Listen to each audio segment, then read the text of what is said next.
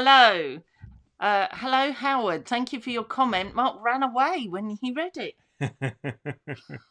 He just ran away because he couldn't read it, actually. It was mainly because he couldn't read it. So he came back with glasses on. Yeah. You're right, Iris. As Christopher Robin would say, tut, tut, tut, looks like rain. Tut, tut, tut. Yeah. Or Which as is why, Queen might say, thunderbolt and lightning, very, very frightening. Yes, absolutely. We thought, let's do it from the balcony where it's outside and a bit We cool. literally were going to do that. And then my weather app said, it's pouring in 10 minutes. So I said, okay, we won't. Yeah, and it's already, I think it is starting to rain. There's a little bit of spittage little outside. Little spits and spots. But I tell you what, there's a nice cool breeze every now and again.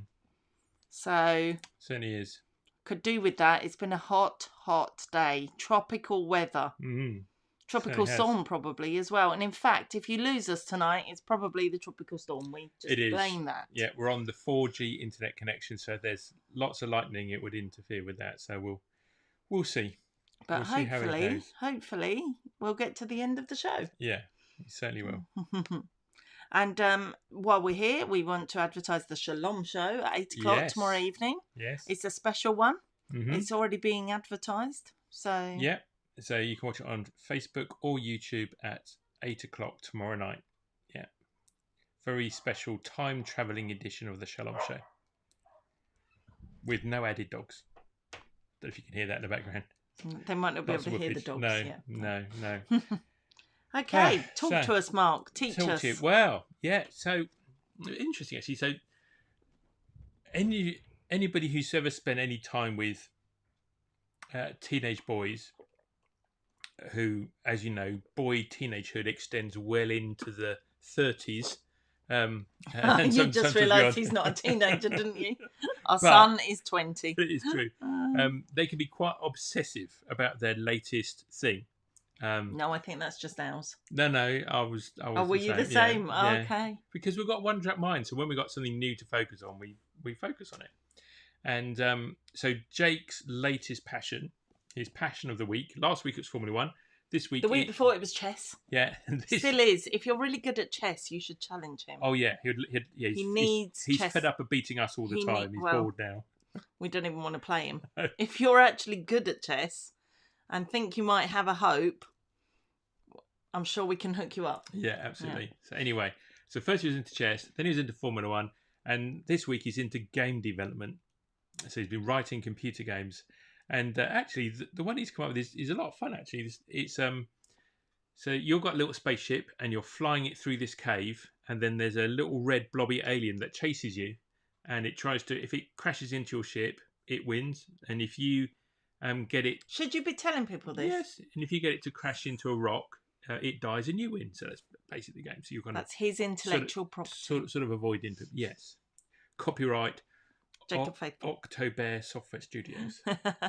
But anyway, he had a bit of a problem. How can I explain this without getting into computer science? So basically, the way it works is he has to write some code. So the little alien works out the path it has to follow in order to reach the ship that he wants to try and crash into. Yeah. Okay. So like forward 6.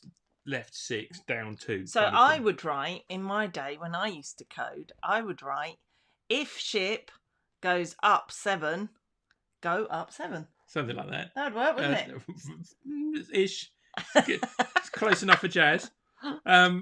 Anyway, so he'd written this code and it was drawing the little line on the screen that it was going to follow, all this kind of stuff. But the little red alien, rather than zooming along the line, was just sat on the end of the line, spinning in a circle, round and round and round, and not going anywhere. So what you're saying is he was going around in circles? He was going around in circles and not going anywhere.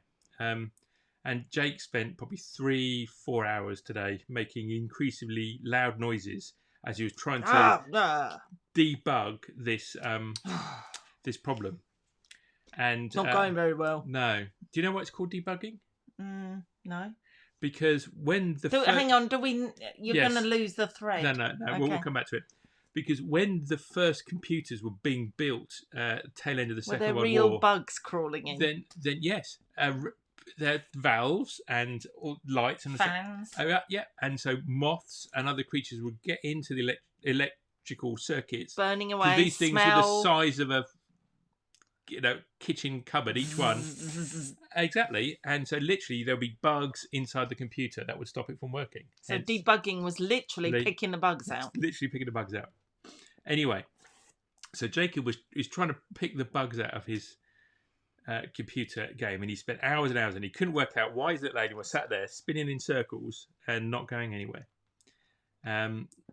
So in the end, he finally admits defeat. He tries everything, and then eventually says, "You know what? I'll ask my dad for some advice."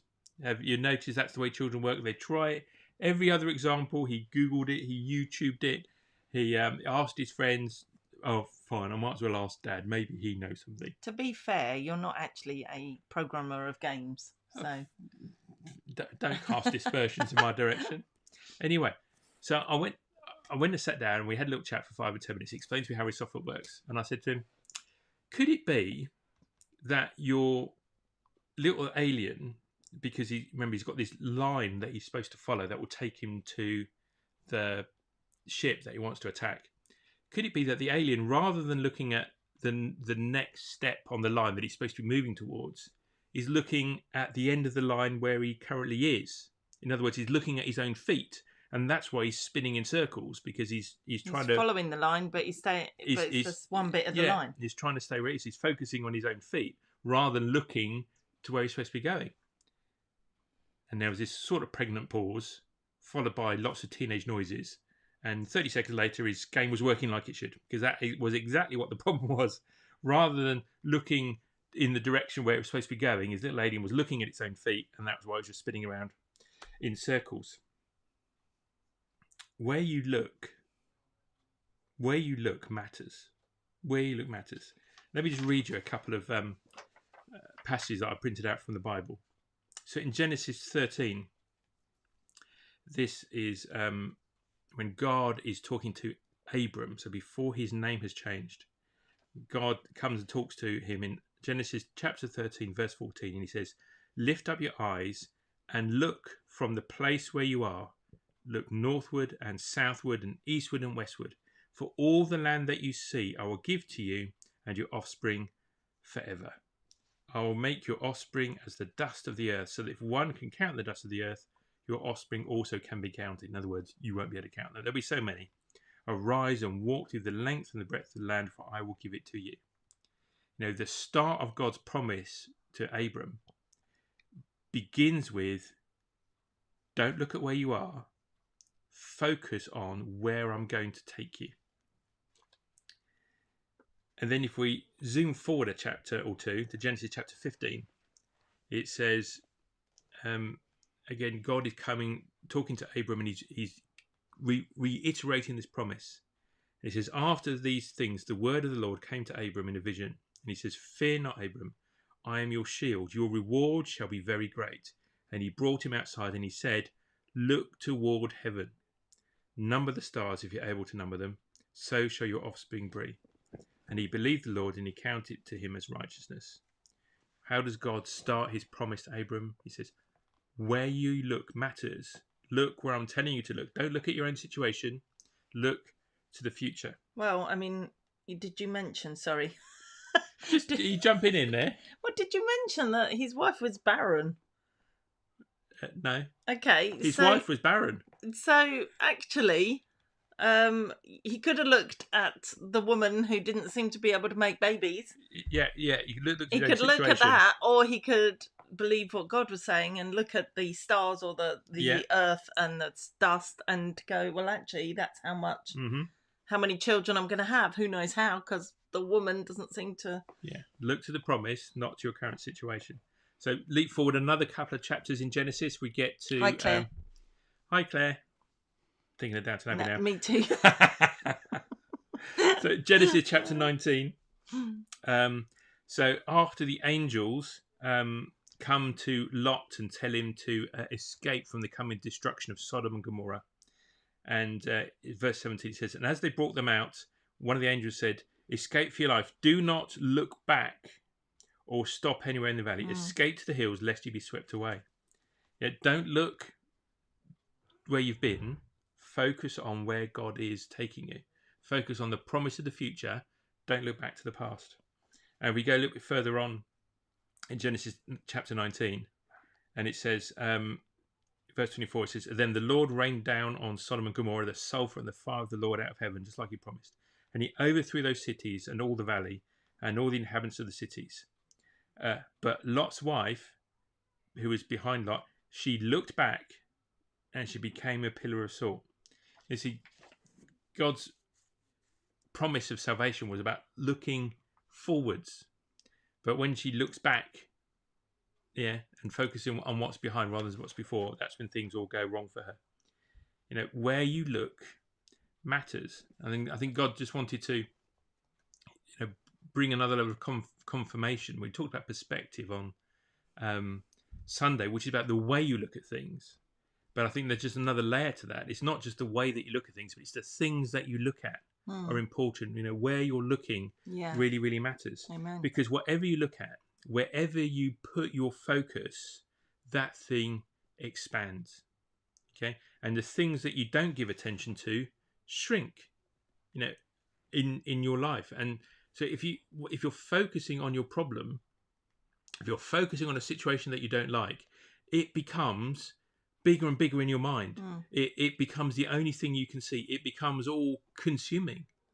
But if you don't give it attention, things that you don't give attention to, and that isn't shrink. Denial. That isn't that you're denying that it's there and it's a problem. But I think when the Bible says to cast all your cares on Jesus, when Jesus says cast all your cares on me, he's saying, that thing is a problem, but don't be focusing on it. Yeah. Throw it off yourself and be focusing on these other things that you could be focusing on better that might improve your day. That doesn't mean that you don't, apply for the universal credit or do the thing you have to do, but don't spend then other hours thinking about it and worrying about it. You do the thing you have to do, and then you close the door on that for a while. That's not denial. That is success. Keep things in right perspective. How to live. That is how to thrive. Focusing on the right things. Absolutely. Now, here's an amazing statistic that I learned last week at the leadership conference. The person who said it, I take it that they weren't lying. They were talking at a Christian leadership conference, and I wasn't sure I believed it to begin with. But the more I thought about it, the more I thought back to it. I thought it was true, because this is the statistic. How radical is this statistic? Okay. Are you all ready? Gosh, hold on to your seats. In our thought life, 70 to 80% of our thought life, is focused either on the future or the past. Yeah, it's probably true. 70 to 80% of our thought life is focused on the future or the past. I just kind of proved it because I was thinking about that thing in the past when I learned this statistic. But it just goes to show that Yoda was right. Never his mind on where he was, what he was doing. Yeah, when he's talking about Luke Skywalker. Say it again. Never his mind. Never his mind on where he was, what he was doing. Yes. Yeah, that's just for Tomo and Sarah. So our minds naturally are more focused on the future and the past than on the present. No wonder we seem to have days where we get nothing done because our minds are elsewhere. But because our minds are naturally time travelers, we're always looking to the future or to the past rather than focusing on where we are and what we're doing. Where we look matters. Where we look really, really matters. Because when you look at the past, are you looking at what God has done? Have you got a right perspective, or are we focusing on things that didn't turn out the way we wanted them to? Because when we focus on what God has done and the things that went well, or the way God turns situations around, what does that do? That builds our faith for the future. This is one of the jobs of worship in the church, and the role of worship leaders. They are the memory banks of the church. So the songs that we sing often, there's a strong theme where we're reminding ourselves corporately of what God is like and what God has done in the past, because He is unchanging. And so the loving Father, the rescuer that we read about in the Bible, is the same loving Father, rescuer that cares for us every single day today. And when we look to the future, again, what you look at matters. Get your perspective right. Are we hoping for the best and expecting our good Father to give us good gifts? Remembering that He is working in our life. Who are you listening on Sunday? God is working in your life. All things work to the good. All things that eventually will work out to your good. And so rather than worrying about what might happen, with our minds are 80% in the future, have a sense of hope and expectation of what God is going to do. Our perspective matters. What we look at really matters. I mean, we went out this morning for a cheeky breakfast, taking advantage of the Chancellor's Eat Out to Save Out thing. And to save out. Yeah. You know what it was? Whatever. So it was very nice in the summer cafe. But when we came out of there, we're not supposed to go into the post office, which is at the back of Co-op, and I couldn't because they'd shut the Co-op for an hour to stack the shelves. So, what's your perspective? We could have gotten cross, for goodness sake, I'm wasting my time, and how annoying is that? Or we could look positive and say, what should we do? Should we go down to Jack Dawes? Say hello to Jack Dawes, go and have a nice cheeky iced coffee. I said, we're on a real date now because we've got extra time. So we went to Jack Dawes and we sat in the sun and we saw those guys. We had a nice iced coffee, and then along came Howard and Sue, and they sat down. We had a little chat with them. Little impromptu pop-up past us. When we change our perspective and we look with hope and expectation, we see the good that God is doing all the time. And the fact that we had to hang around for an extra 45 minutes in town turned into a lovely little ad hoc date with a nice coffee and chatting to some old friends. And it was really, really nice. Your perspective matters. Our church is called Hope. That's the name of our spiritual family. It's not called worry. It's not called doubt. Not called angst. It's not called it was better before. Yeah, that's right. We are called Hope. And where you look, church, matters. So look forward with hope. So can I just double check? I'm sure you will. I'm double checking for everyone out there. Okay. This whole 80% of your thoughts are either in the future or the past. You're not passing any comment or saying it needs to stop being. You're saying that where we look matters. So if we're looking at something that's bad in the past, that's not helpful. Yes. Or we're looking with worry into the future, that's not helpful. But Correct. You're not saying stop looking to the future. No, I'm no. Because looking with hope to the future is a good place to be looking. Yes. Yeah. What I'm saying is that naturally the human mind will spend 70 to 80% of its time looking at the past or the future. Yeah. So given that's how we operate, what do we focus on? Yeah. And I'm sure you can think of people that who are very focused on the past and the things that went wrong to them, and they just can't seem to get past it. And there's other people who are always full of stories of their adventures and the fun things that happen to them. And both of those people are focused on the past, but one of them has a positive outcome. It's the things that we give our attention to is what it really matters. Yeah. So whether you think about the past or the future, focus on the good and on the hope, not the bad and the worry. So when Jake told me the story of you fixing or coming up with a bit of a solution to his programming problem, he said he was focusing on himself because, as you said, he was looking at his own feet. His alien. His alien. Looking at where he was and focusing on himself. So there's another message, of course, there that instead of looking at yourself, you need to be outward looking. And I think that's the other thing. Sometimes our problems consume us and we become very insular. We're looking, I can't deal, you feel like I can't deal with everyone else. I can't talk to other people right now. I don't want to go and see other people because I've got all these problems. And so you become like that spinning alien at the beginning. And if you weren't here at the beginning, you can go back and listen, but you become like that spinning alien because you're just looking at yourself and nothing else. And we're not designed to do that. And in fact, there's a lot of mental health professionals say that actually doing something good for someone else will actually lift you, make you feel better. So mental health professionals will suggest you go and volunteer somewhere. Go get involved with a charity or something. Do something for someone else. So that I think there's extra lessons within this today, you know, especially within Jake's little alien person. You know, actually, you've got to stop focusing on yourself and start focusing outwards as well. So where you look matters is today's message. Perspective matters. Certainly does. Where you look matters. It does. Excellent. Thank you. You're very, very welcome. I feel like there was something else I was going to say, but it's gone. It's gone. It's gone. That's what happens in the heat. Yes, absolutely. Just fizzles away. Yes, I think I need a cold drink. Yep. These lights are hot. Okay, church work. Great to spend some time with you on a Wednesday evening. Don't forget, we've got the Shalom Show at 8 o'clock tomorrow night.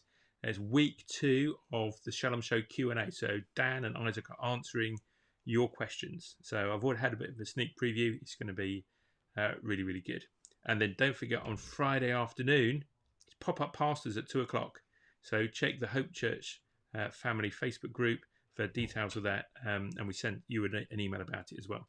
If you need any help, feel free to send us a message on Facebook or an email, or send us a text, and we'll sort it out with you.